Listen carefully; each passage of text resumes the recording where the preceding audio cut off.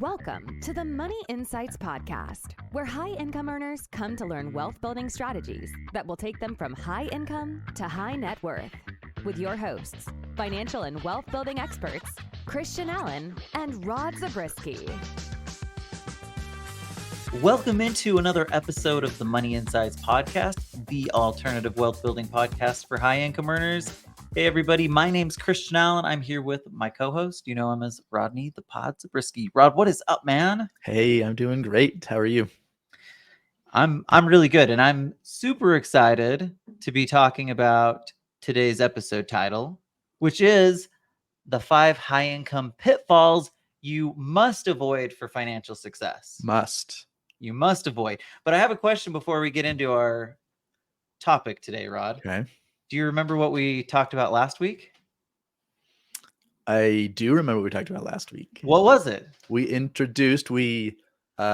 unleashed. We unleashed, yes. Invest with benefits. Yes, we unleashed our new philosophy of invest with benefits. And so what we're going to talk about today is how inside the philosophy of investing with benefits, you make sure to avoid these 5 pitfalls. There might even be like a couple of bonus pitfalls. We'll just have to see how it goes. Yeah, I'm excited to hear it. I have no promises, but it's possible. Okay. So the reason I wanted to bring up the invest with benefits concept is because, like I talked about last week, I feel like it's more like a philosophy that kind of engulfs what we do. It's the way that people that have a high net worth, especially people that are prolific investors, it's what they do, right? Yeah. They make sure that their money is multi-purposed, doing as many things for them as possible to make things as efficient as possible. That's what we're about, right? Implementing the strategies that will take you from high income to high net worth the most effectively. Okay, Rod, let's talk about what those 5 pitfalls are. We're just going to jump right into it. These are pitfalls, Rod, that I think we hit on from time to time. I know as I was like going through this and kind of putting the outline together that a lot of the things that we emphasize and talk about made sense to throw out here. And yet I think there's a different angle that we're going to take on some of these things. So that being the case, Rod, our first pitfall that you must avoid is lifestyle inflation. Okay, I feel like this is always talked about in the physician community. It's like if you're a physician, you're at risk of lifestyle inflation because you go through school, you incur a bunch of debt most likely. You live off of, $10 an hour. You're making $60,000 a year in residency, but you're working 84 hours a week to get that. And it's just you're almost like just relieved once you get to that point where you actually get money. So now you get out of residency and you go from 60 or 70,000 to suddenly making, 300,000-400,000. Yeah. And that's a big difference. Well, all I can tell you, Rod, is that with that kind of a jump, it would be very difficult to avoid lifestyle inflation. Can I just tell you, as I'm saying this, it almost feels ridiculous. There has to be some lifestyle inflation. Let's be very clear here. Nobody's saying, okay, get out of residency and live exactly like you. Okay, there are people out there that are saying that, but that's not us. No, that is not us. And what's interesting about it is not only were you delaying your ability to now start to live the life you were hoping to be able to live, because you were delayed, you're watching your friends. It's been like 10 years ago that your best friend from high school got his house, whatever, like all the things that you've been dreaming of all this time. And you're like, I'm the prestigious doctor, or dentist, or whatever, and I'm like, just like scraping to get by. And Rod, can I tell you, it's kind of the same if you're a business owner. So if you're out there listening and you're a business owner, you might have gone through a similar process where it's like the school of hard knocks to build it, right? So it might have taken you 10 years to get to like catch up where some of your peers might have been. But then, of course, Rod, once you get on the business track, you have the opportunity to go crazy and surpass what the traditional path usually caps us out at. Yeah, absolutely. But I think you're right. Well, I know you're right. There is some level of increase. Like, you're not going to live like a resident when you get there. Yeah. You just have to be careful, nor right? should you. Right. So when we're talking about lifestyle inflation, We're just saying within reason. Yep. And I think everybody like knows what that is, right? Like obviously if you no longer can save a reasonable amount of money, or if you're not able to save, then that's probably too far, right? Right. So, Rod, we talked about a handful of episodes back, maybe 50 episodes back, a while back, how we believe like the philosophy around allocating your money. Mm-hmm.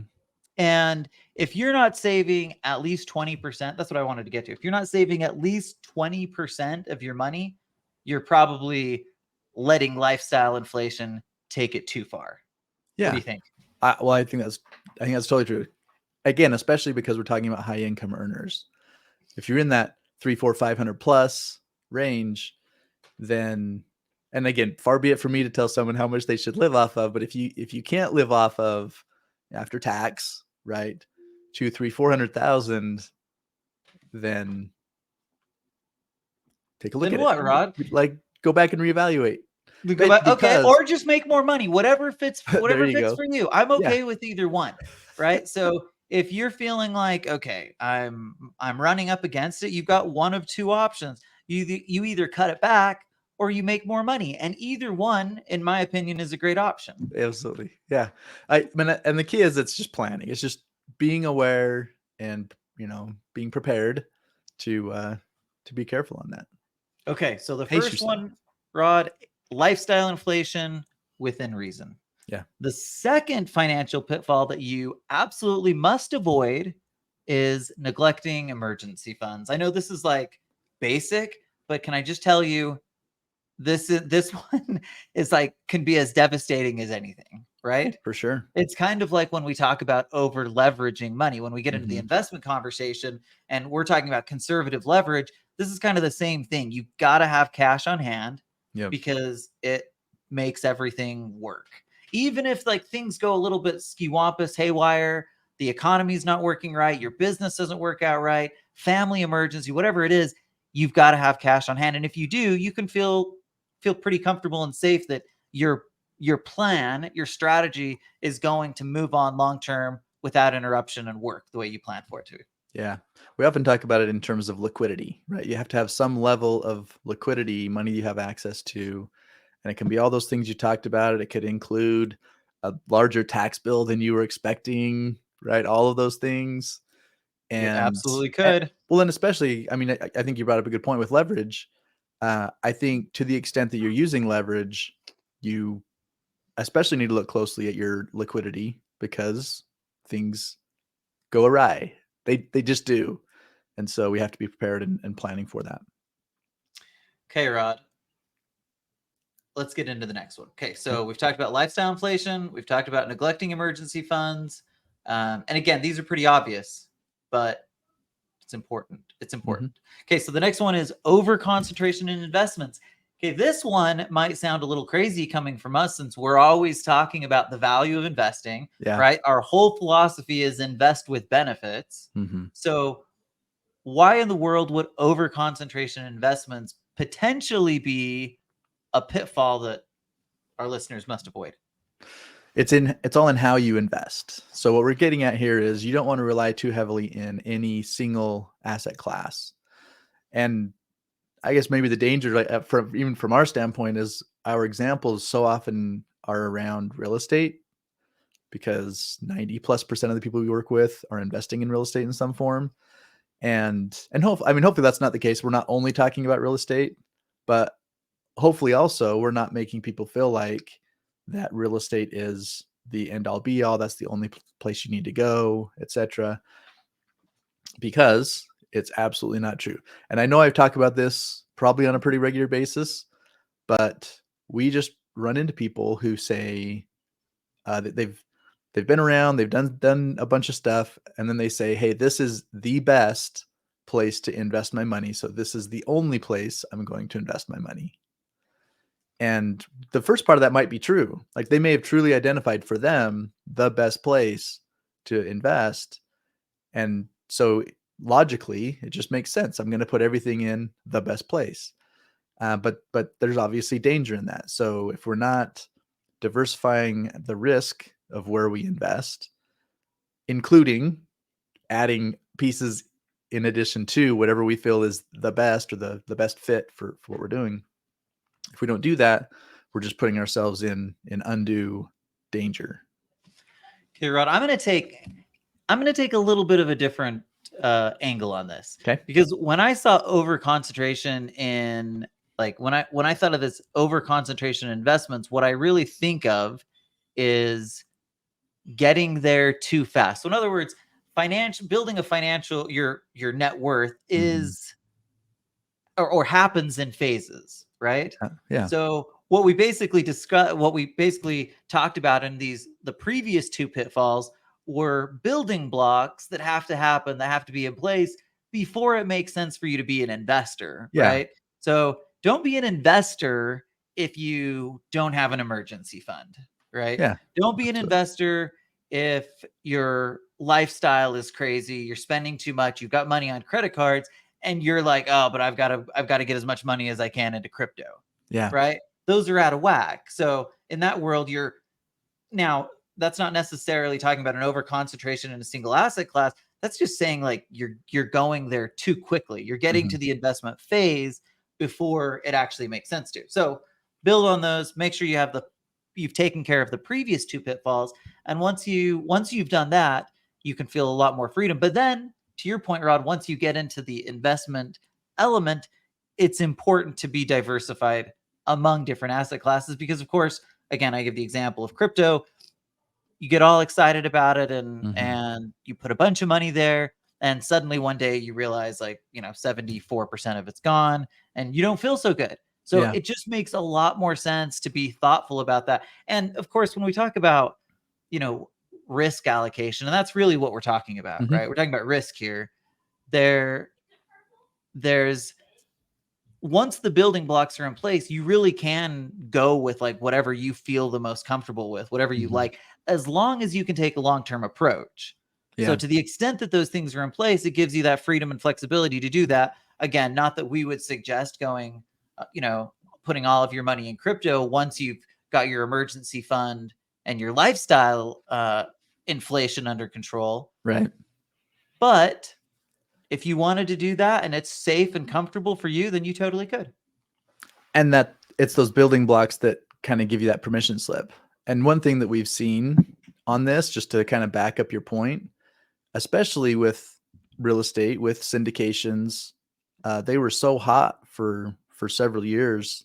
Yeah, that's a good one. Looked like it couldn't fail. And it can 25, 30%. Just like clockwork. You throw it's kind of like the tech boom, right? You throw a dart at any stock. Or now, again, I'm not suggesting that there's not better or worse places to invest inside the syndication world, but your point, Rod, is right on track. Yeah. So we saw a lot of people get overextended in that, not kind of keeping track of or making sure that they had sufficient emergency funds backing them up. And now you have this lack of liquidity out there. And now there may be cash calls, there may be delays in I was going to say refi, maybe elimination of refi, delay in sale of properties, etc., that just kind of wreaks havoc. And to begin with, it wasn't what you're planning on anyway. So no matter how you cut it, it's going to be frustrating. But if to add to that, you didn't have sufficient reserves, sufficient emergency fund in place, now it's starting to jeopardize your ability to do what you need to do on a daily basis, right? And that's just ridiculous, right? There's no reason for it ever to get that way. It's one thing, right? If there's like some crazy catastrophe that comes up, it's one thing if you're living paycheck to paycheck and you run into a difficult financial situation. But can I just tell you, from my perspective, and maybe this is a little too harsh, but if you're a high income earner, there's really no excuse for you to run into difficult financial situations. Now I shouldn't say it that way. It shouldn't be so catastrophic that it's going to ruin your whole financial world. Again, all you have to do is make sure you put the building blocks in place first. Yeah. Once you do that, you can go crazy, invest with benefits all over the place. Yeah. And maybe to take another angle on that, and again, I'm going back to the emergency fund thing. So sorry, I'm kind of retro a little bit, but the the thing that I think high income earners especially get in kind of danger of is the income that you have coming in. You've worked hard, it's consistent. Now you're at a place where you just know, hey, month to month I have a bunch of money coming in. And so the danger can be, I'm going to rely on that instead of building up some sort of emergency fund. And yeah, so you that kind of becomes the safety net. Yeah, you overextend yourself because you just have this comfort level. And I'm not saying that it's not real and it's not there, but if your monthly income is whatever 50 grand and you're into a problem where you need 100 grand right now, well, you're in trouble.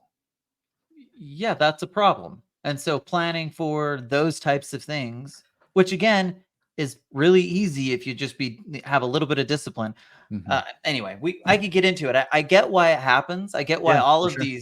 these things come into play. But at the end of the day, I think there's no excuse for high income earners to run into it if they'll just do the right things first. Yeah. Okay, Rod, we talked about lifestyle inflation, emergency funds, over concentration investments. The next one is ignoring tax efficiency. Whew, this is a big one. We talk about it like relentlessly because if you haven't got that message across, taxes are a huge part of the equation, both with your income, with your investments, with your savings. It has this massive impact on everything that you're doing. And so it just makes sense to try to be efficient there. That's like where we can do the most, right? Yeah. Like I would suggest that taxes are every bit as important to be considering as investment returns. Yeah. Or even how you earn your money now, right? Because it all goes hand in hand. How you earn your money, how you invest, all of those things, if done in the right way, can lead to those kinds of tax efficiencies.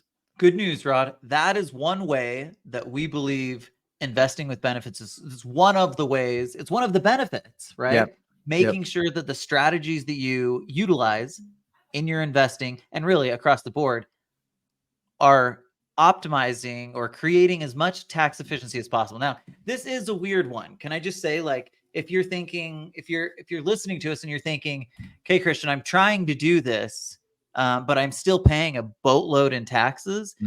Okay, first of all, you're not alone. It's not like it's just this easy thing where it's like, oh, I want to optimize for taxes. And because I say that out loud, I suddenly go from 35 to 20, right? There's very specific things that have to happen.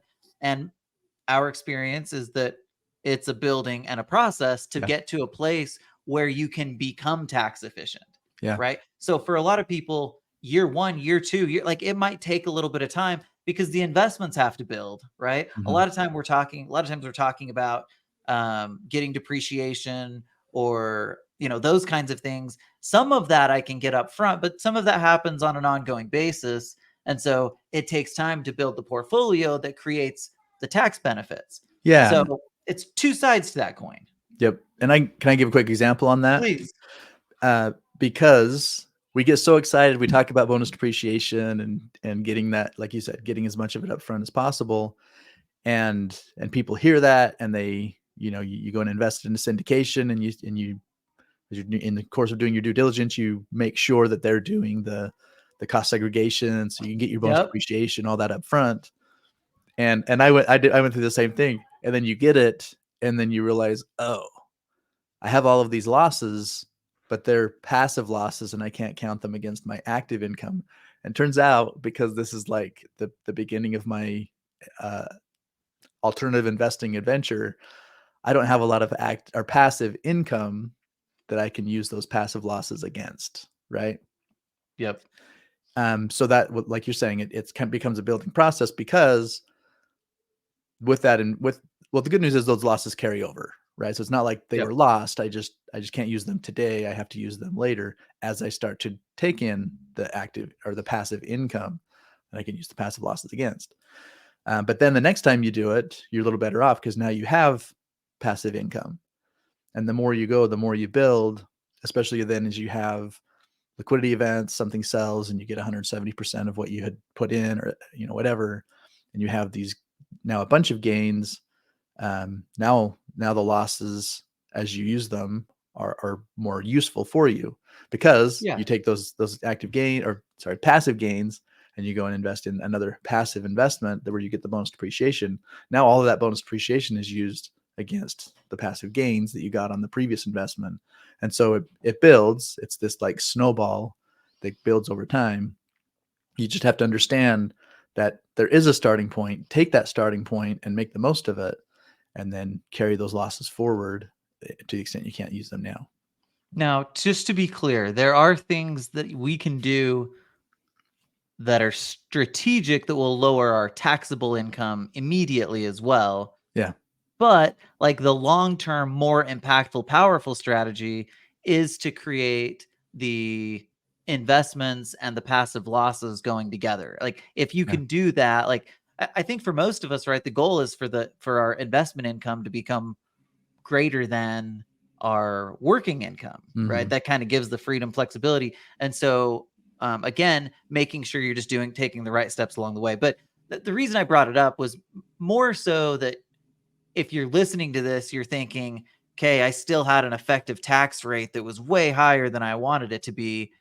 Just understand that, keep doing those right things, and that will continue to improve and go down over time. And then, of course, if it makes sense and you have opportunities to do something that's maybe more aggressive on the front end from an income tax standpoint, then take it. But again, you just have to realize that if you're a W-2 earner, those are going to be pretty limited. So it's really going to be what you can do on the investment side. If you're a business owner, then there's more options. But even those, Rods, many of those are just pushing the tax can down the road, which doesn't have to be a bad thing necessarily, right? But it's part of the overall strategic plan. One of the other pitfalls that I probably should bonus pitfall number 1, Rod. All right. Okay, here it is. Putting too much money in retirement accounts. Yeah. I see it all the time. High income earners, they're especially W-2 high income earners, they're just shoveling as much money into 401ks and IRAs as they possibly can. And while there is an immediate value to that in terms of reducing income, you're going to pay the piper at some point. And you have to ask yourself the question, well, where are taxes going and where's my income tax bracket? Now, if I'm going to work for 5-10 years, save up as much as I can, and then live off of the minimum I can possibly live off of, if that's your strategy, then the retirement plan strategy can work, and it'll do what you want. Yeah. But if that's not your plan, you're going to get down the road and feel like I just put myself in a worse situation. Yeah, and I like to think of this as we talk about diversification, and it's almost always in the context of risk diversification. That's usually where we use it. In this case, I like to use the term of tax diversification. So like you said, having some money going into those plans is not necessarily wrong. However, it's probably in your best interest to look for other ways, to other places you can be putting your money that gives you different tax consequences, so that as you're going, you have more opportunities for doing planning. When you get into retirement, you can be more creative in the way that you take your income so that you can manage your taxes. So in other words, having money that you're setting aside today that you are paying the tax on, you just accept that and you're okay with that because you're putting it in a place where it grows, say a Roth or say a life insurance policy. Later on down the road, when you take that money back out, it's going to be income tax free. And that's hugely impactful, especially if you have retirement money, right? Because now you're, like you said, you're balancing that out. The last thing you want is to be taking all of your money from qualified accounts, and suddenly you find that you're now in retirement. You've paid off your house. You don't have a lot, kids are gone. You don't have tax deductions, and suddenly you're paying 37% on your retirement money. Yeah. Okay. Okay, Rod. That is a pitfall and bonus pitfall. Okay. That was ignoring tax efficiency and putting too much money into retirement accounts. Our 5th official pitfall, Rod, is inadequate estate planning. And I'm adding a half bonus. Okay. And it is also asset protection. Okay. So estate planning and asset protection, while they're not the same thing, They kind of go hand in hand. Mhm. It's really critical that both of those things take place. And it's really easy, Rod. Like asset protection is kind of an obvious one, because obviously if I get sued or some sort of event comes and I've just got to pay that out of my pocket, Mhm. well, that could derail me in a major way. Absolutely. So here's the best part. It's really easy to, okay. So if you're listening to me today and you haven't done this, just go out and do it, like today. Okay. First thing you do, okay, everybody's got homeowners and auto insurance, Yep. right? So if you don't have an umbrella policy, just go get it. It's like a few $100 a year, and it can cover anything and everything above and beyond what your basic insurances cover. Yeah. So I just genuinely believe if you're a high income earner, you absolutely need to have an umbrella policy. I would say that's true for everybody. And but like you said, it's the easiest thing to add to the plan, because in asset protection, in estate planning, you can go and get really fancy and have trusts and do those things, which again, I think you should, depending on where you are in your journey. Rod, who's the you'll boss? add those things. That's right. Situation's the boss, in case you were wondering. Yeah. But the point is that one, it's just so easy. You just plug it in today. If you don't have an umbrella policy, go do it. Call your insurance broker today and say, hey, I need 2 million, I need 5 million, whatever that appropriate number is, because like you're saying, in the liability you coverage you have with your homeowners, in the coverage that you have with your car insurance, there are limits, and they're very specific and spelled out there. You may not know what they are. I don't necessarily know what mine are, but I don't worry about it because I have the umbrella policy. That's the whole point. I don't have to worry about it. Yeah, I feel like I upped mine not that long ago. So I think it's like 3 or 5 million. It might be 5 million now. Okay. But here's the thing, like it feels nice to know that regardless, even if, let's say, like you said, let's say that the fancy stuff didn't do exactly what I wanted it to do. Or let's say that I'm still in the process of trying to put those pieces together. And sometimes they can be complex and take time. Yeah. And sometimes I just may not be ready to get into that stuff. Well, guess what? This is the easiest way to take care of it. Okay. Do you think we've beat on that enough? Well, actually, no, because I have one other point with it. Because we've been talking about it just in terms of the actual dollars of, instead of having whatever, $750,000 of limit, now I have 3 or 5 or whatever. Yeah. But the other thing that comes with that is now you have the insurance company backing you up. Because in other words, if let's say that you have someone, you caused a car accident, or maybe one of your kids did, and now you're being sued for whatever, $2.5 million, but your limits are at $750,000, your insurance company is going to be just as happy to write the $750,000 check and walk away. However, they're like, you got it from here. We've taken care of our stuff. We did our thing. However, if you have a whatever $5 million umbrella policy, and now the insurance company would be on the hook for the full $2.5 million, they're going to fight tooth and nail to not pay anything out at all, or pay as little as possible. And so now you're not fighting that fight on your own. You got those attorneys over at the insurance company, and they're fighting that fight for you. Okay, Rod, we've really gone on and on in our bonus high income pitfall. Talk a little bit about inadequate estate planning, like not preparing for the actual transfer of wealth. Yeah. Why is that a critical pitfall? Okay, so there is a high income earner that comes to mind, and he is the artist formerly known as Prince. Oh, that one. I thought you were busting out a client. I'm like, okay, I'm interested. No, this is, to be clear, the artist formerly known as Prince was not a client of ours. It's true. Unfortunately, that would have been fun. Yeah, well, but the even more unfortunate thing is that he had this enormous wealth and had done absolutely zero planning, zero estate planning. Can I tell you a story about this really quick, Yeah. Brett? Yours is more important, but I just want to have a little interjection here. So I remember a story. You remember Carlos Boozer played for the Jazz? Yep. Okay, he played for the Jazz. Apparently, Carlos Boozer owned a house, and I think it must have been like in Cleveland. I feel like Carlos Boozer was in Cleveland before that. Anyway, he owned a house somewhere, and Prince rented it out from him. Okay. But they ended up in this lawsuit because Prince like apparently painted it all purple and like all sorts. And so when he got back, it was totally redone in Prince style. And that was just no good. Anyway, it was just a funny. So when I think of Prince, Rod, has nothing to do with what we're talking about, but that's what I think of. It's the Carlos Boozer Other house than, this is what it feels like when the doves cry. and painted in purple rain. Okay, sorry. Keep going back to your Yeah, point. well, so Prince, he didn't do it right, is what you're saying. Yeah. So at the end of the day, all that massive wealth out there is now put in the hands of a judge who decides what's going to happen with it. No will, no trust, no. He literally had nothing. Nothing. Oh, absolutely nothing. Does he? I don't know if he has like family or people he cared about to go to, but like still, you would even for me. Even if I didn't, now I have kids and family and people, I would be very deliberate.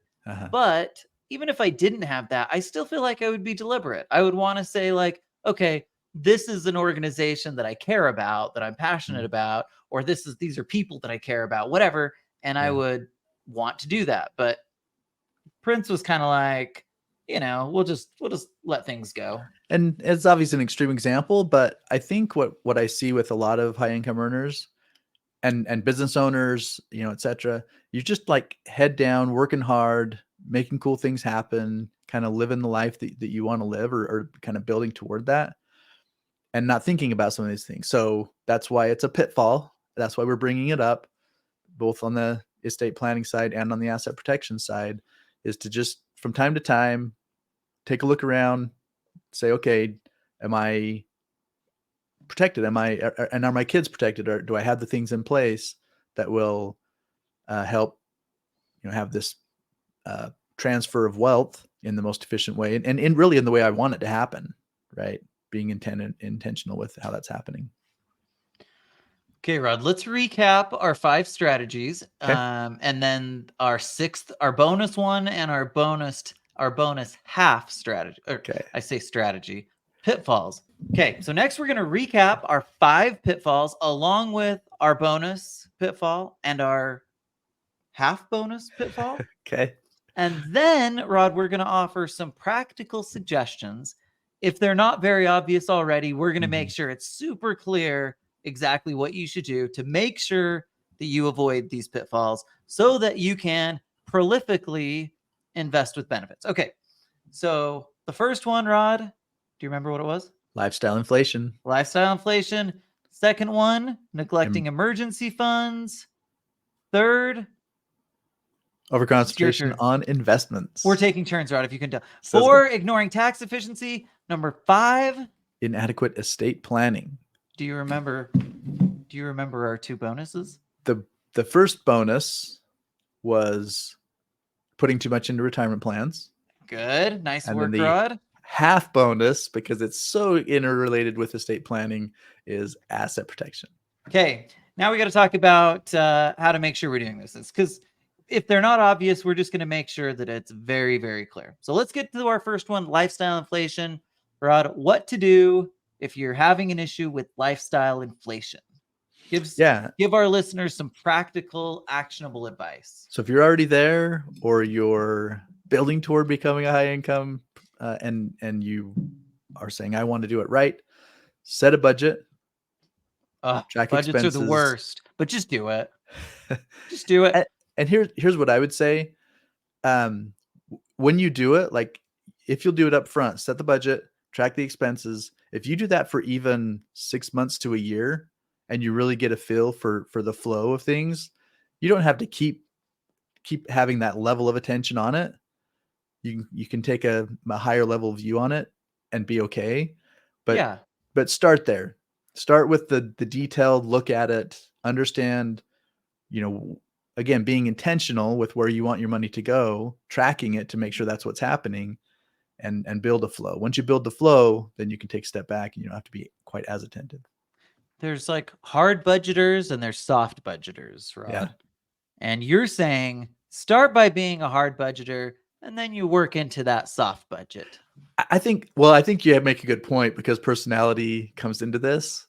My mom is a hard budgeter. And she's never leaving that. No, she couldn't. Like she loves it. Just that's has who to she be. is. She has to It's a know great exactly point. what's happening.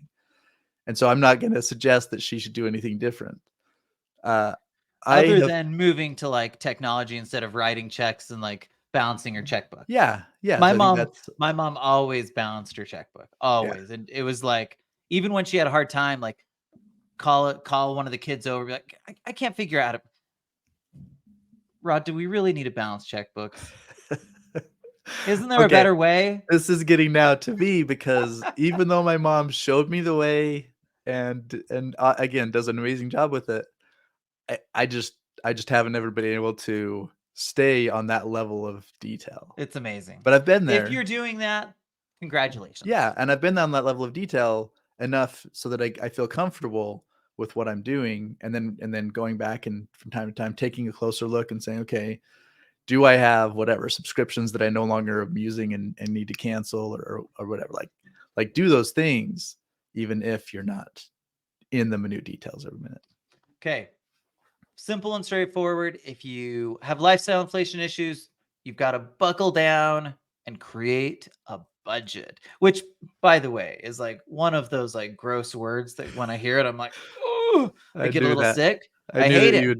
But can I just tell you, if that's you, because here's the thing, like if you just are a natural budgeter and like you can go soft budgeting from the beginning, if you just are saving tons of money, then it's probably not that important that you're like meticulously detailed. Yeah. This is specifically advice for the lifestyle and inflation crowd, which, can I be honest with you, it's probably not a lot of the people that are listening here. Most of the people that we talk to are pretty darn good at setting aside money. Yeah, that's why we end up bumping into each other, right? Yeah, that's why we work together. Okay. Yep. Number 1 and number 2 are basically joined at the hip, Rod. It is why can't I say that word? It is prioritizing emergency funds. Okay, this is a budgeting thing. So the reason that you wouldn't have an emergency fund would probably be because you have a lifestyle inflation issue, right? Yeah.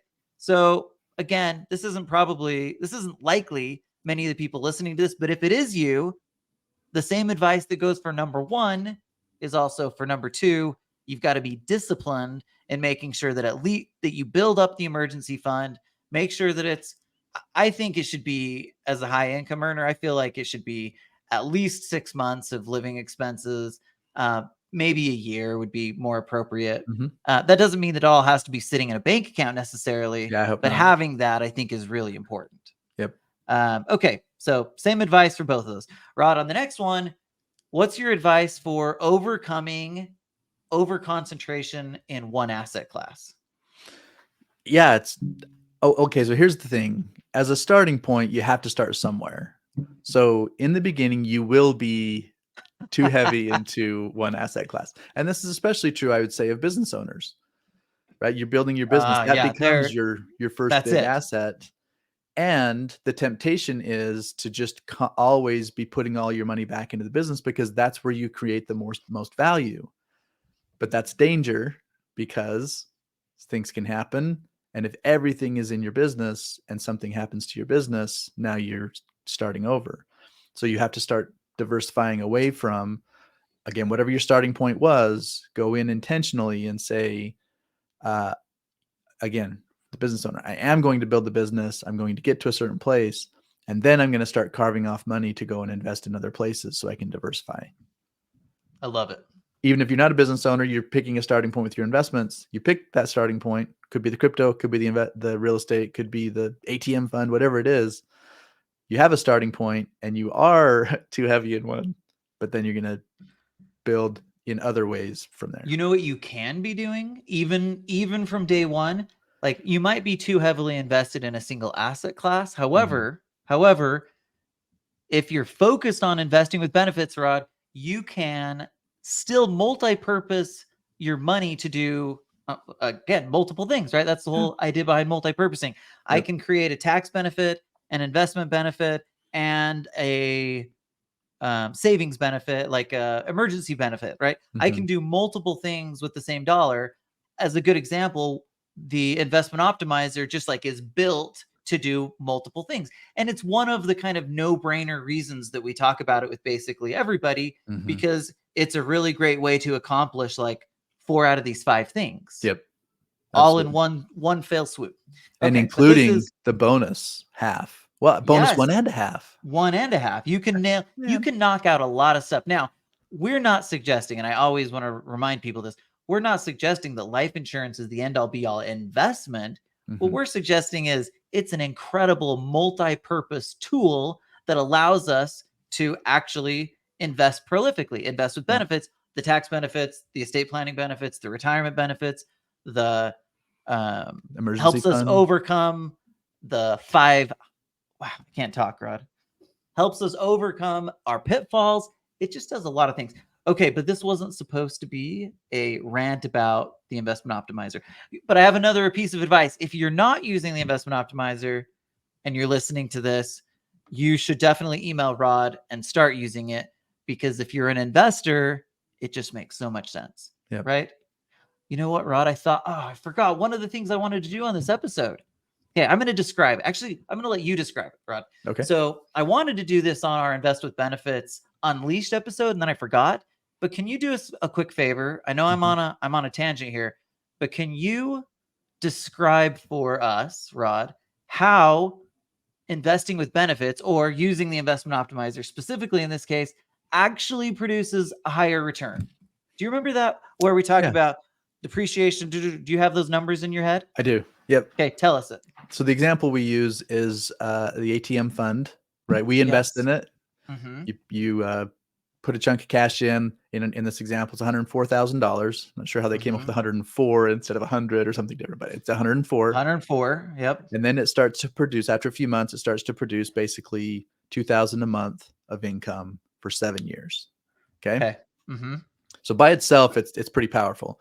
The pro forma comes out and it says it's about a 16.5% IRR. If that's all you have, if you're just looking at the really dollars going good, in, right? That's awesome. Back. Yep. Now, at the end of the 7 years, you don't have an asset to show for it. It really is concentrated completely on the cash flow. When you add the investment optimizer, so in other words, the money that you're using, this $104,000, is money that you've already put into a life insurance policy, optimized to grow the cash value, etc. And you're taking a loan against that and using that $104,000 to go out and invest into this ATM fund to create that cash flow. In the meantime, the $104,000 of cash value that you use to collateralize that loan stays there and continues to grow. And as you get that cash flow, you're flowing it back towards that to pay down the loan. Okay. As you do that, you turn that 16.5% return into 20.8%. That's crazy. IRR annualized. Just flowing it through the policy. We've now increased it by 4%. Yep. It's wild. Yep. And then if you had the depreciation, okay, you were going to. Yeah, exactly. So then on the pro forma, if you say, well, it was 16.5% before I included any of the additional tax benefits with it, bonus depreciation, that 16.5 turns into 30.7. So almost doubles it, the IRR, just by having that tax benefit. You remember how we talked about tax optimization being one of the 5 pitfalls? Yep. It's a huge pitfall. If you're like, you know what, I could have produced a 30% return just by taking depreciation, bonus depreciation, or I could get the 16% return. I don't think it's worth it to do that. Like, it's crazy, right? Like, if you just don't know about that, though, like, you're missing such a great opportunity. Okay, keep going. Yeah. So the 16.5 turns into 30.7, and then when you couple it with the investment optimizer, it turns it into 37% return, which isn't that interesting though? The 16 turned into 20, so 4% ish return difference. But when you add the depreciation and you're getting an additional return, so the 30 turns into 37. It's like this amplification of return of the cash flow because of the way that you're flowing it through the investment optimizer. It's more than a 4% increase if you're getting a better return on the investment. It's like a perfect example of what we mean when we're saying invest with benefits, right? Yeah. You're getting all of the benefits that come with the investment optimizer. We won't talk about that. Then you're adding the tax benefits, and suddenly you're producing this massive return without taking on any more risk. Mm-hmm. Pretty wild. Okay. Sorry for that. I just felt like I wanted to go there and I had forgotten earlier. Okay, Rod, we were on diversify investment. Which one are we on now? Yeah, that was part of diversifying investment. At least that's what we branched from. Okay. So what's our advice? Is there any other advice that we need to give people on the tax optimization? We didn't really hit on that yet, have we? Yeah, I mean, we kind of have. It's like been interwoven with a lot of the stuff we're doing. Quick advice on this. First of all, the key is to know that there's opportunities that exist out there. You have to become educated about it. Your CPA is not likely to be the one driving this. Mm-hmm. So if you think that you're just going to hire somebody and they're going to drive the benefits that you're looking for, they're going to optimize your taxes, I can tell you from experience, you're likely not going to. There's probably a few out there, right? Mm-hmm. But for the most part, you have to be the one driving it. So my advice, Rod, is to become aware of it and start becoming educated enough that you have the power and ability to actually drive those things. Make sure that when you're investing, you're talking to your CPA about the way you're doing it so that they can account for things properly. Yep. Make sure that your investments have that built into them so that you can produce that extra return without taking on any more risk. Anyway, those are all really simple ways that you can focus even today on avoiding that pitfall of not considering taxes. And one more thought on that, when you're deciding on where you're going to invest, make that part of your due diligence. Again, if you're investing with a syndicator, are they doing the cost segregation analysis? That's up to them. You can't decide to do that on your own as a limited partner investor. They have to choose. That's why you've got to pick and then it on the front end across the board. Yep. Yeah, good advice. Okay, Rod, we're going to close this up. One more. We got one more. And the simple advice is on the estate planning side is just to do it. Mm-hmm. That's really all there is to it. Like you said, there, like on the asset protection side, there's a couple of simple things. Like getting the umbrella policy is kind of like an end-all fix. Yeah. Even if you don't have anything else done, you do that, then at least you're likely to be safe, right? On the estate planning side, it's not quite as simple. You've got to at least go in, make sure that you've got your wills, trusts, at least those types of things, healthcare directives, power of attorney, all of the things that are critical and important so that you can, have a smooth wealth transfer that's not ending up in probate. Yep. And then as you continue to grow in your wealth, you can get really strategic about the way you're passing on money so that it can, again, you can optimize what's going from one generation to the next. But the starting point is make sure you're just doing it. Yep. Okay. Is there anything else you want to hit on, Rod? I don't think so. Don't put too much money in your retirement accounts. That's Definitely. My advice on that one. Yep. Pretty simple. All right. I have one final piece of advice for everyone. Okay. If you're going to invest, and I know most of you are, make sure to invest with benefits. See you next week. Thank you for listening to the Money Insights Podcast. To learn more about the financial and business strategies discussed in this show, please visit moneyinsights.net. The views and opinions expressed on the Money Insights Podcast are not intended to be individual financial, tax, or legal advice. Always consult with the appropriate advisor before making financial decisions. And if you're enjoying the show, please feel free to rate, subscribe, and leave a review wherever you listen to your podcasts. This will help others find the show and learn wealth-building strategies for themselves. Thanks again for tuning in, and we'll catch you in the next episode.